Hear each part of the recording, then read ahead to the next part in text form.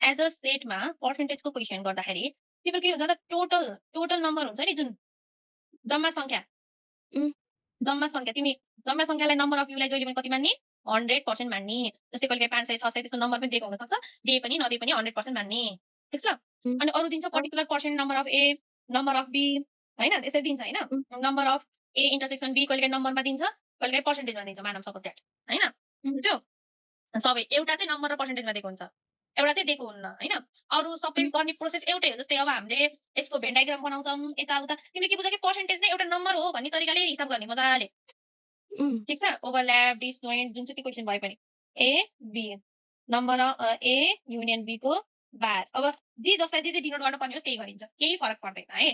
अब यहाँबाट हामीले एउटा उम्, हिसाब गर्यौँ भने तिम्रो बुकको कमाएर क्वेसन पढ त के भने बुकले एउटा परीक्षामा सम्मिलित विद्यार्थीहरूमध्ये 70% अङ्ग्रेजीमा उत्तीर्ण भए, 60% गणितमा उत्तीर्ण भए, तर 20% दुवै विषयमा उत्तीर्ण भए र 550 जना विद्यार्थी दुवै विषयमा उत्तीर्ण भएको पाइयो। त्यसका आधारमा सोधिएका प्रश्नको उत्तर दिनुहोस्।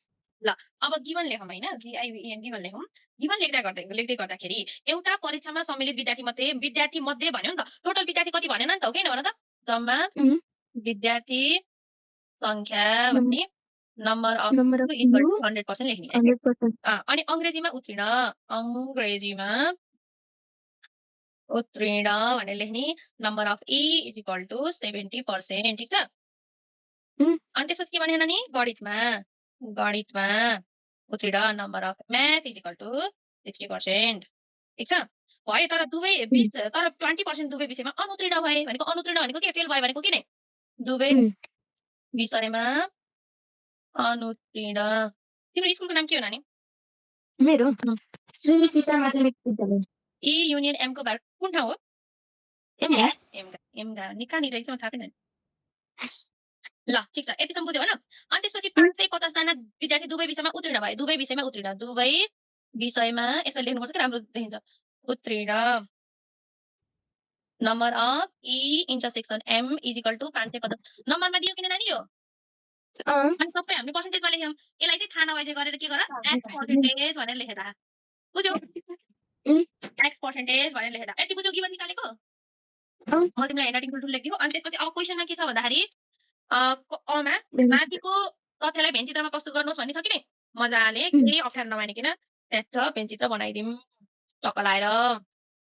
दुवै मन पराउने हामीले कति राख्यौँ? x%। ठीक छ? अनि कुनै पनि मन नपराउने 20%। बुझ्यौ? अनि त्यसपछि नम्बर अफ ई मा 70% बाट के गर्नु पर्यो? 100% घटाउनु पर्यो, किनकि यो त डबल आउँछ नि त। अनि यताबाट 60% बाट 100% के गर्नु पर्यो भन्छ? घटाउनु पर्यो। यति बुझ्यौ? ठीक छ? यो ठीक छ यति भयो? ल अ को सक्यो है, केही गर्नु पर्दैन, जस्ट यति लेखेर राख्दै हुन्छ है। अब त्यसपछि आउँछ क्वेसनमा के भने परीक्षामा सहभागी जम्मा विद्यार्थीको संख्या पत्ता लगाउनुस्। जम्मा भनेको टोटल विद्यार्थी पत्ता लगाउनु भनेको के हैन? Number of U. अब नम्बर अफ यु ओन्ली मेथडबाट गर्यौँ भने के हुन्छ? Number of only E plus number of only के हुन्छ त? M plus number of E intersection M plus number of E bar. Very good. किन अरे हामीले यो इन्टरसेक्सन प्लस गरेको? किन भन्दा नम्बर अफ ओन्ली निकाल्दाखेरि यो मात्र आउँछ, नम्बर अफ यु निकाल्दा यो मात्र आउँछ। यो त छुटेको हुन्छ, त्यही भएर यसलाई प्लस गरिन्छ। अनि ओन्ली मेथडमा प्लस गरिन्छ, टोटल मेथडमा फेरि माइनस गरिन्छ। यति मात्र फर्मुला हो। अब यसलाई सल्भ गरौँ। अब ओन्ली मेथडबाट नम्बर अफ यु कति हुन्छ भन्छ? 100% हुन्छ। अनि नम्बर अफ ओन्ली कति छ? 70% माइनस x%। प्लस अनि त्यसपछि 60% minus x% plus x% plus 20%। अब एउटा प्लस x र माइनस x के हुने भयो? कट हुने भयो, हो कि हैन? इज इक्वल टु 7 प्लस 60 गर्दा कति हुन्छ भन्छ? 130 प्लस 20 गर्दा 150%। यस 50% माइनस x%। यो माइनस x लाई हामीले यता ल्याइदियौँ भने हुने भयो प्लस x। 150x बाट माइनस 100x गर्दाखेरि कति आउनु भयो? x% इज इक्वल टु 50% आउनु भयो। यो x% भनेको के आएको नानी? Therefore, number of E intersection M आएको हैन? इज इक्वल टु 50% भन्न पाइयो? पाइयो नै? फेरि हामीले के लेख्न पाइयो भन्दा अगेन भनिन्छ इंग्लिशमा, फेरि के लेख्न पाइयो भन्दा number of E intersection M is equal to 50% is equal to 550. 50. So 50% is equal to 550. अनि 50% बराबर यति हुन्छ भने 1% बराबर कति हुन्छ भन्दा 550 डिभाइड बाइ 50. 5% कति हुनेछ नानी? 1% बराबर 1% बराबर हो? हो भनेपछि सो फेरि अगेन सो अथवा नम्बर अफ यु 100% इन्टु कति गर्न पाइयो 11 1% बराबर 11 11 भने 100% बराबर इन्टु 11 गरेपछि कति आउनुभयो 1100 जना कतिजना विद्यार्थी रहेछन् नानु 1100 जना कुरो बुझ्यौ दर्शन निकाल्न सक्यौ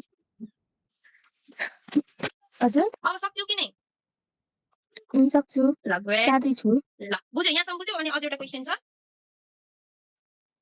ल को एन्सर पनि आयो ठीक छ जना विद्यार्थी त्यसकारण त्यस विद्यालयमा परीक्षामा सम्मिलित 1100 जना विद्यार्थी रहेछन् भनेर लेख्न सक्यौ है रोक्नु साथी छु अनि मैले पठाइदिन्छु गाइस फोटो खिचेर हुन्छ ओके नसार मेन कुरा चाहिँ ध्यान देऊ बुझ सार्न थाले झन् कन्फ्युज हुन्छ टाइम पनि लङ लाग्छ बरु मैले पठाइदिन्छु क्या ल ल ओके त्यो छोडेर नम्बर वाला गर न तिमीले त्यो वाला गर त्यो चाहिँ अलिकति त्यो डी त्यो आरमा मात्र देखाएन त नम्बर देखाएन नि त त्यो कन्फ्युज हुन्छ कि अब फ्रान्सिस के सोधे भन्दा अङ्ग्रेजी मात्र उत्तीर्ण गर्ने भनेर सोधे अहिले हैन म तिमीलाई दिन्छु सिकाइदिन्छु नम्बर अफ ओन्ली ई निकाल भने नम्बर अफ ओन्ली ई भनेको 70% माइनस 100% हो अनि 70% गर्दा 100% हामीले कति निकालेको थियौँ 50% निकालेको थियौँ भनेपछि 20% भयो सो वी नो दैट हैन 1% कति आथ्यो 11 आथ्यो सो नम्बर अफ ओन्ली ई 20% इन्टु 11 गर्यो भने 20 इन्टु 11 गर्दा कति हुन्छ 220 हुन्छ कति हुन्छ भन त 220 हुन्छ के हैन